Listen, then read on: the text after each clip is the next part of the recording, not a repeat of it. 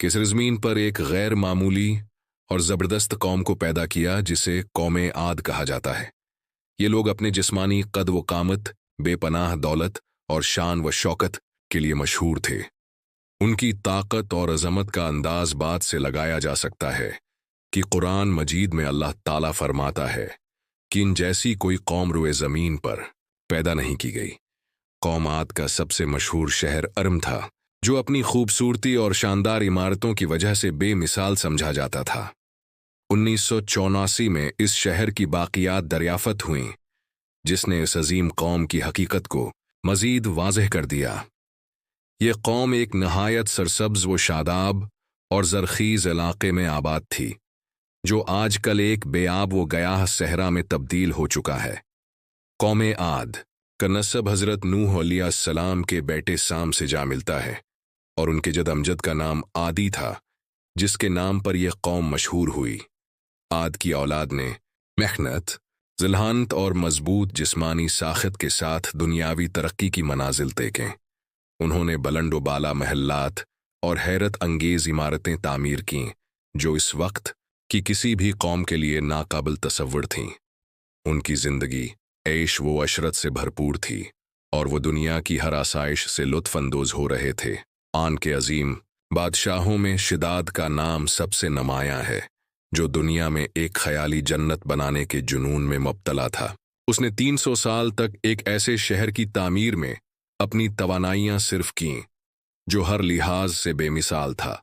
लेकिन जब वह अपनी तैयार करदा इस जन्नत में कदम रखने ही वाला था कि अल्लाह ताला का अजाब नाजिल हुआ, और वो अपने शहर समीत हलाक हो गया। ये वाक़या तारीख़ में एक अहम सबक के तौर पर दर्ज है कि दुनियावी ताकत और दौलत किसी भी कौम को हमेशा के लिए महफूज नहीं रख सकती। कौम आद की बर्बादी का आगाज़ इस वक्त हुआ जब वो बदपरस्ती में मुब्तला हो गए। उन्होंने सदा, तमूद और हरनामी बदतराशे, जो हज़रत नूह अलैहिस्सलाम की कौम के मुशरिकाना देवताओं से मुशाबहत रखते थे। अल्लाह ताला ने उनकी हदायत के लिए हज़रत हूद अलैहिस्सलाम को मबूस फरमाया, जो खुद भी कौम आद के फ़र्द थे।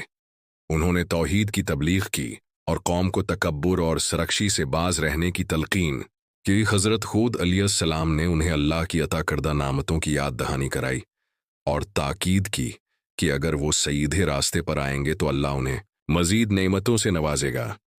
लेकिन कौम आद के सरदारों ने हज़रत हूद अलैहिस्सलाम की दावत को झुठला दिया। उन्होंने उन्हें झूठा और दीवाना करार दिया और अपने बाप दादा के माबूदों को छोड़ने से इनकार कर दिया। वह अपनी ताकत और तरक्की पर गुरूर करने लगे और ये गुमान करने लगे कि कोई भी ताकत उन्हें शिकस्त नहीं दे सकती। जब उनकी नाफरमानी हद से बढ़ गई तो हज़रत हूद अलैहिस्सलाम ने अल्लाह से फरियाद की कि वो जालिमों के खिलाफ अपना फैसला सादिर फरमाए। अल्लाह तआला ने कौम आद पर पहले एक शदीद कहत नाजिल किया। बारिश का सिलसिला रख गया, ज़मीन बंजर हो गई, खेत सूख गए और मवेशी मरने लगे। इस मुश्किल घड़ी में हज़रत हूद अलैहिस्सलाम ने एक बार फिर अपनी कौम को नसीहत की कि वो अल्लाह के हुजूर तौबा करें ताकि उनकी खुशहाली वापस लौट आए। लेकिन उनके नसीहत करने पर कौम ने उनका मजाक उड़ाया और कहा कि हमारे माबूदों की तौहीन करने की वजह से तुम पर यह मुसीबत आई है। आखिरकार जब कहत की शिद्दत बढ़ गई तो कौम आद के सित्र नुमाइंदे मक्का गए ताकि वहां जाकर बारिश के लिए दुआ करें। अल्लाह ताला ने उनके लिए 3 बादल जाहिर किए, एक सफ़ीद, एक सरख और एक सियाह। उन्हें अख्तियार दिया गया कि वो इनमें से किसी एक का इंतखाब करें। उन्होंने सियाह बादल को मुंतखब किया, इस उम्मीद में कि वो इन के लिए वाफर बारिश लाएगा। लेकिन उन्हें मालूम न था कि यही बादल उनकी मुकम्मल तबाही का पेश खैमा बनने वाला है। जब यह सियाह बादल कौम आद के इलाके में नमूदार हुआ तो वो खुशी से झूम उठे कि उनकी दुआएं कबूल हो गई हैं और अब बारिश बरसेगी। लेकिन अचानक एक खौफनाक आंधी ने उनके घरों, महल्लाती और खेतों को अपनी लपेट में ले लिया। ये तबाह कुन हुआ मुसलसल 7 रातें और 8 दिन तक चलती रही, जिसने पूरी कौम को नीस्त व नाबूद कर दिया। इन के मजबूत जिस्म वाले अफराद यूं गिरने लगे जैसे खजूर के खोखले तने हों। जमीन पर कोई भी बाकी न बचा सिवाय हज़रत हूद अलैहिस्सलाम और उनके चंद मुमनीन साथियों के।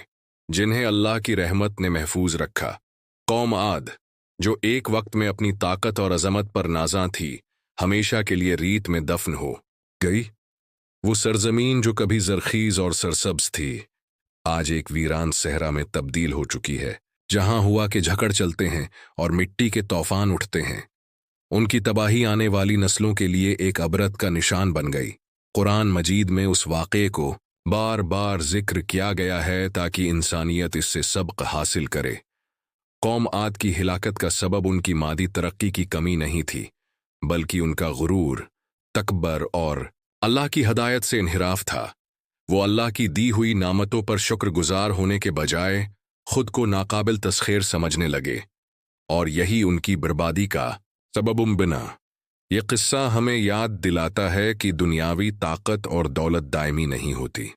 वो कौमें जो अल्लाह के अहकामात को नज़रअंदाज करके सरकशी और नाफरमानी का रास्ता अख्तियार करती हैं, इनका अंजाम हमेशा अबरतनाक होता है।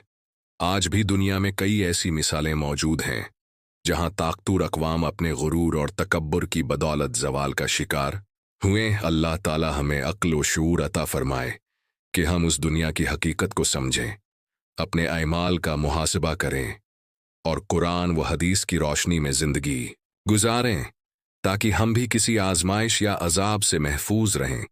अल्लाह ताला हमें सिरात मुस्तकीम पर चलने की तौफीक दे और हमारे दिलों में हदायत और आजिज़ी पैदा फरमाए। आमीन।